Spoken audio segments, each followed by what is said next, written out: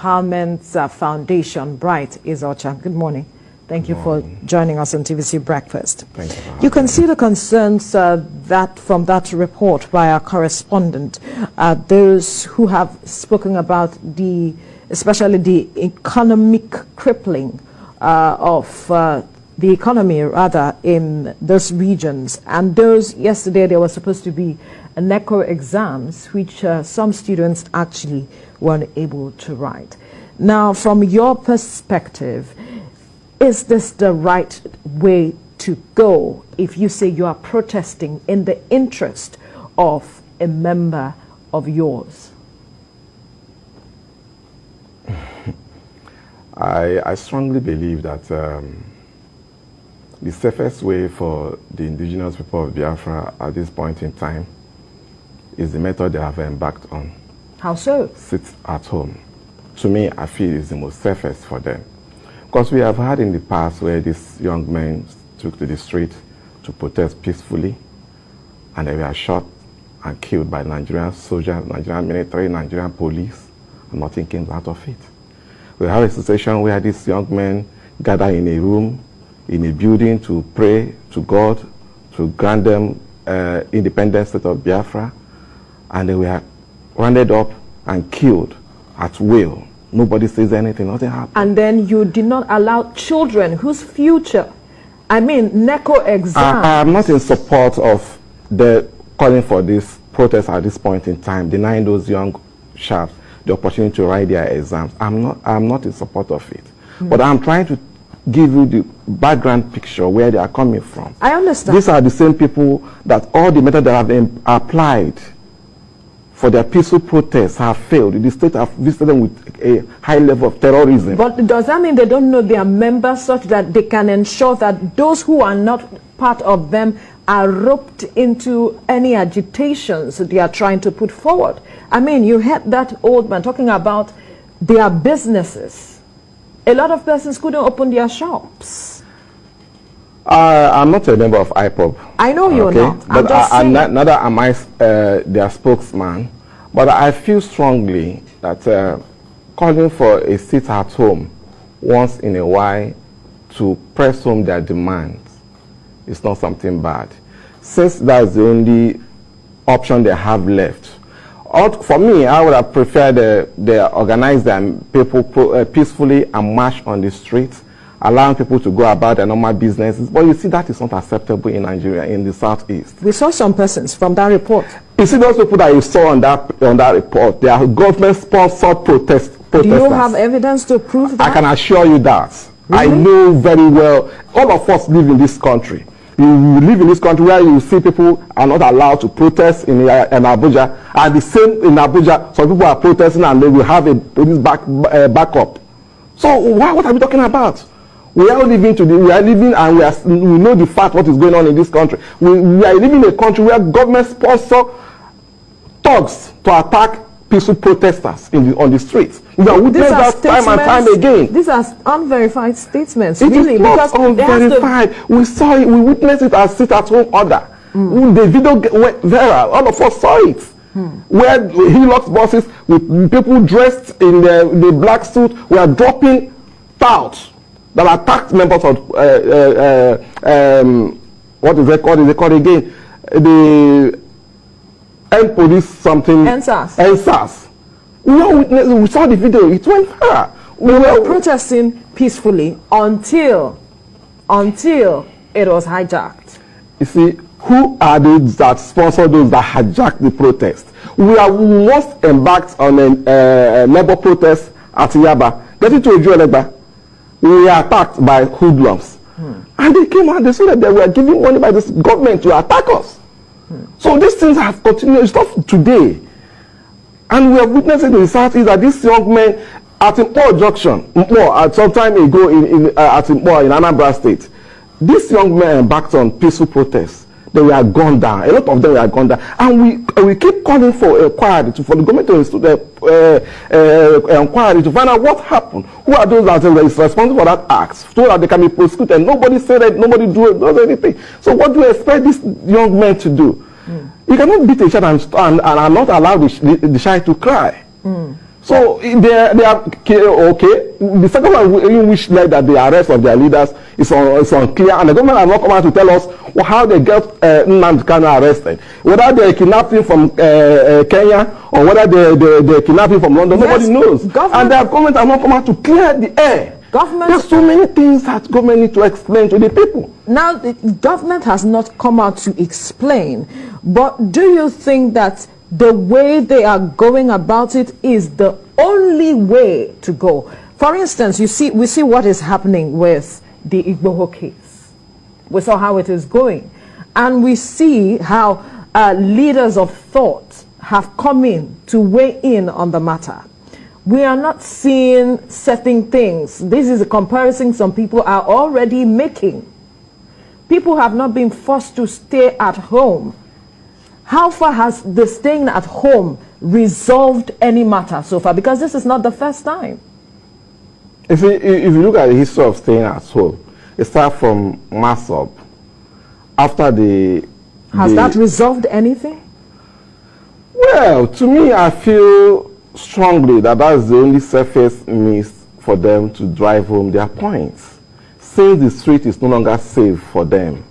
But I am not in support of them trying to stage sit at home when they know that the little kids will need to hide their exams that will help them in their future endeavor. So I'm not in support of that. But at the same time, if we talk about the economy of the Southeast, do we actually have economy in the Southeast? We don't have leaders. We don't compare Southeast with South. You don't have leaders? I must be honest with you, we don't have sincere and genuine leaders from the Southeast. How so? I can assure you, see what is happening in the IGBO case.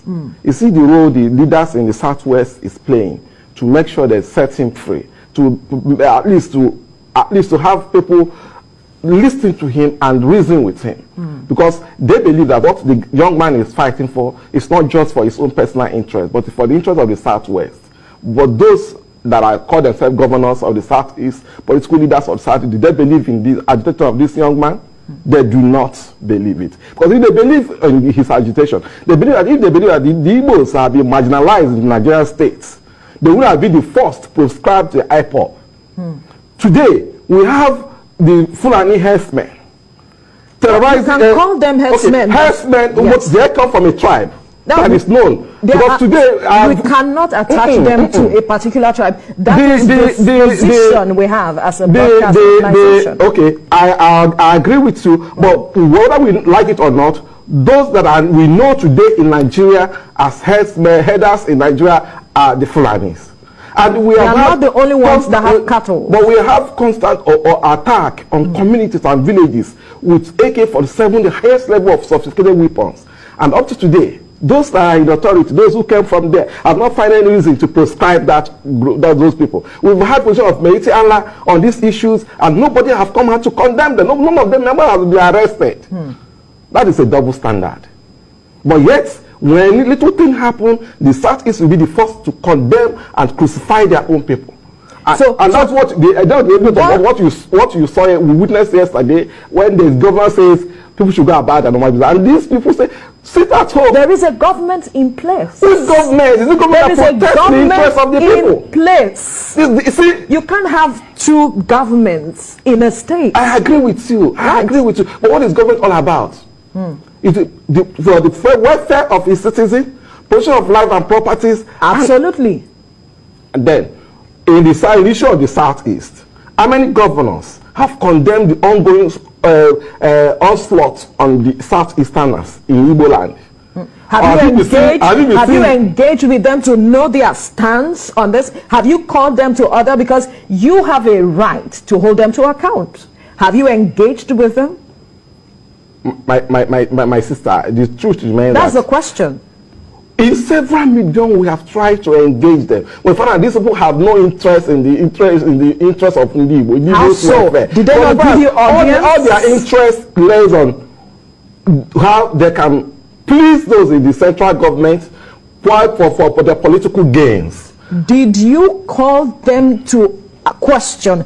Ask them, let's have a dialogue. This is what is happening. Did they respond to you or they didn't? You see, we have had several engagements with these people, and we find out their body language clearly shows that they have no interest for the welfare of our people.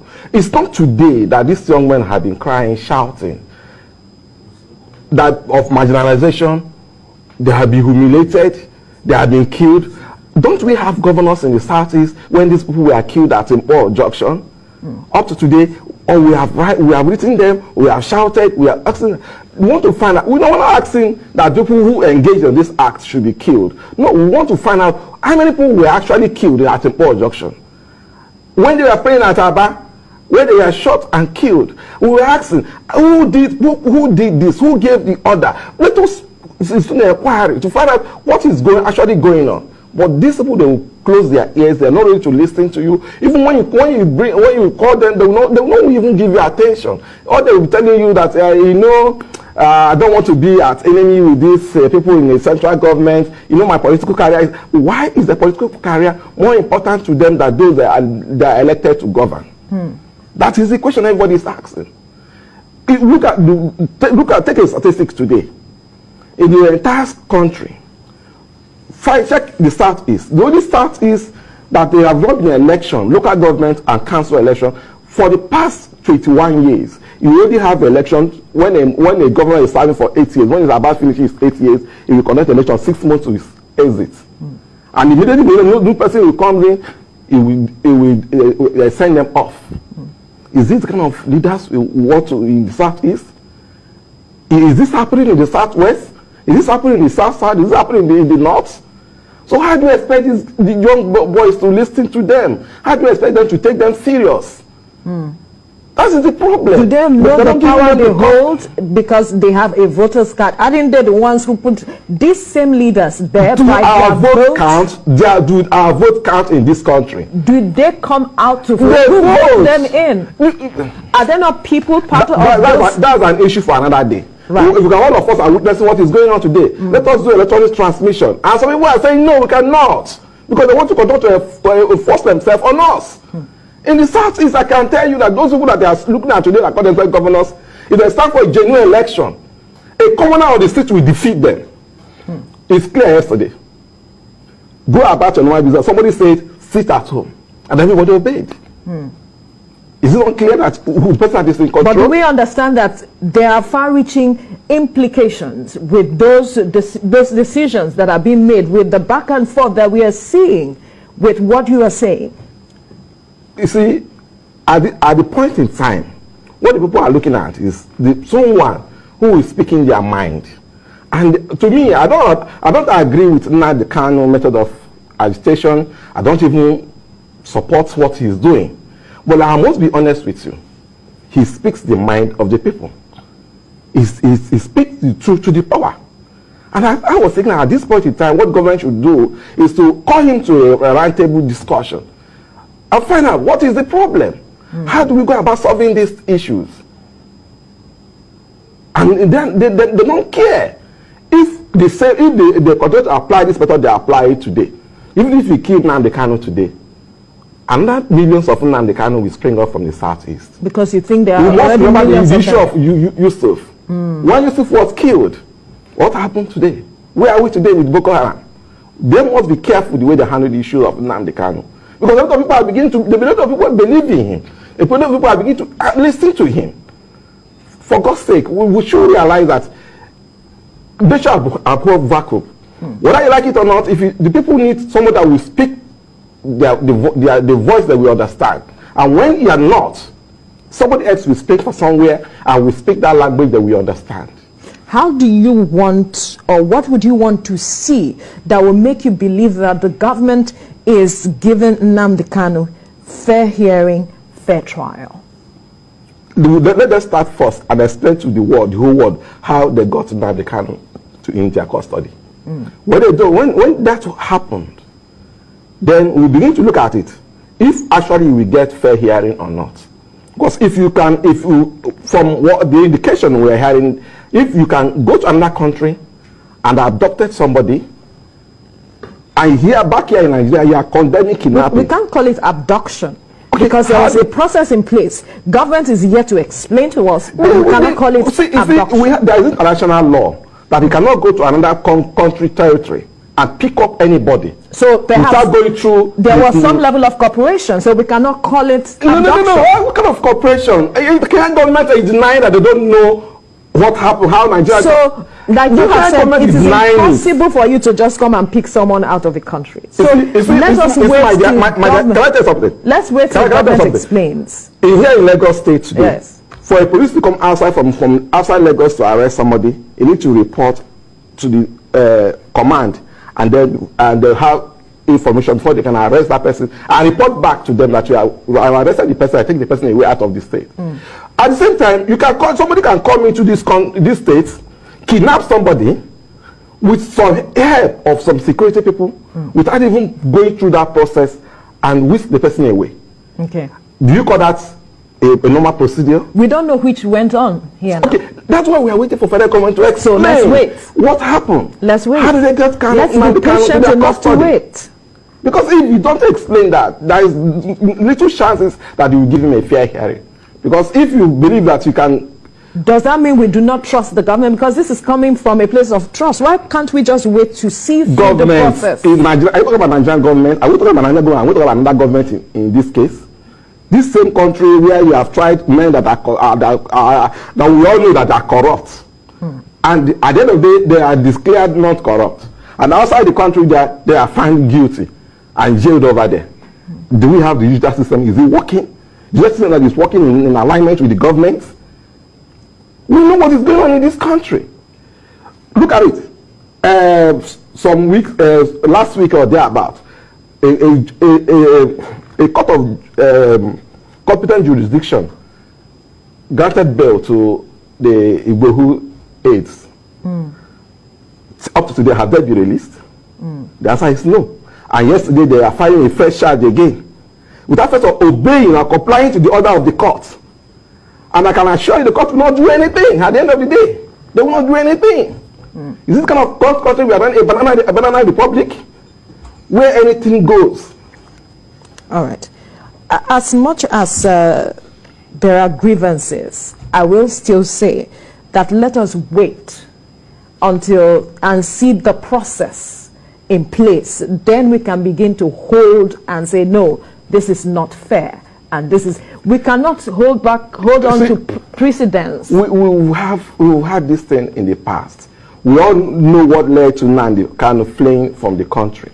He was released. He was still enjoying the But he broke his bail conditions. He wasn't supposed to gather many people around him. It is not the right of the federal government invading with Nigerian army, with the troops. Did he? What we expected them to do is go back to that court, lay down all the reasons, all the offense, his new offense, why his bail should be revoked. Right.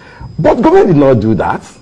They invaded his home with troops of soldiers, and of course we don't know their intention, but for what we witnessed from the picture that came out from that scene, show that they are there to kill him. And the young man will have to run for his dear life. We can't categorically say. But people who saw videos, people that were killed. People died. Even the dog animals in the house were shot dead. People died. We were not, I wasn't there. You weren't there to know what transpired, but we saw the end result. Pictures. We saw pictures. I can assure you, I watched live that they intended, that their intention was to kill him. We cannot categorically say that. If they went there and killed so many people, someone that was granted bail by the competent courts, we cannot conclude. So, but we'll have to leave the conversation here now. So much has been said. Thank you so much, Bright Ezocha, the Executive Director, Young Igbo Empowerment Foundation, for your conversation with us this morning. We do appreciate your time here. You're welcome. All right, let's...